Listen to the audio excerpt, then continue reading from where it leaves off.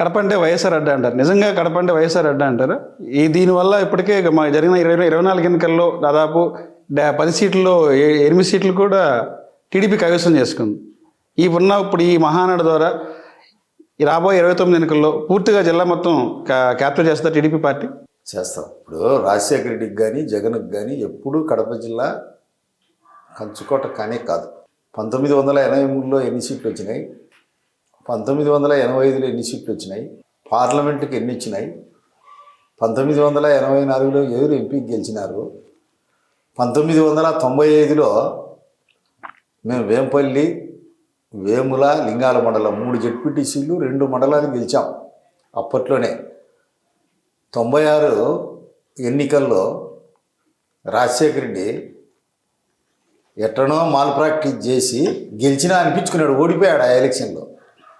మళ్ళీ తర్వాత జరిగిన 99, 98 ఆ ప్రాంతంలో 3 ఎన్నికల్లో కూడా ఆయన గెలిచింది 4000, 5000, 96లో, మళ్ళీ 98, 99 ఎలక్షన్లలో 22,000, మళ్ళీ సత్యవతికి 49,000, 50,000. కన్ను లొట్టబోయి గెలిచినోడే. అంత కంచుకోట ఏమీ కాదు. అధికారం వచ్చిన తర్వాత అప్పుడు కూడా మాకు రాయచోటి, కమలాపురం ఇవి వచ్చాయి, ప్రొద్దుటూరు ఒకసారి. వచ్చిన తర్వాత విపరీతమైనటువంటి దౌర్జన్యం చేయడం, విపరీతమైన దుర్మార్గాలకు పాల్పడడం. బయట వాళ్ళు అనుకున్నారు ఇది కంచుకోట అని. అంటే దూరపు కొండలు చాలా నునుపుగా ఉంటాయి. తీరా చూసి ఇది ఉత్తనాపాసు, ఏం లేదు, దౌర్జన్యం తప్ప.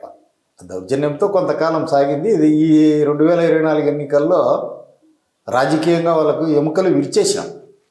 లేని స్థితిలో ఉండాలి. రామాయణ కాలంలో కబంధుడు అనేవాడు ఉన్నాడు, 6 యోజనాల దూరం ఉండేవాడు. వానికి కాళ్ళు ఉండవు, ఏముండవు, చేతులు ఉండవు, పొట్ట ఒకటి ఉంటుంది, కళ్ళు తల మీద ఉంటాయి 2. ఎక్కడైనా పోతా ఉంటే ప్రాణి అని పిలుచుకొని మింగేస్తాడు. అట్లా కబంధుని మాదిరి ఇంకా లేవలేక బెదిరించుకుంటూ అంటాడు, నేను లేచే మనిషి కాదు, నేను లేచే మనిషి కాదని. లేచేది లేదు, సచ్చేది లేదు. ఆ చరిత్ర ముగిసిపోయింది, రాజకీయ చరిత్ర.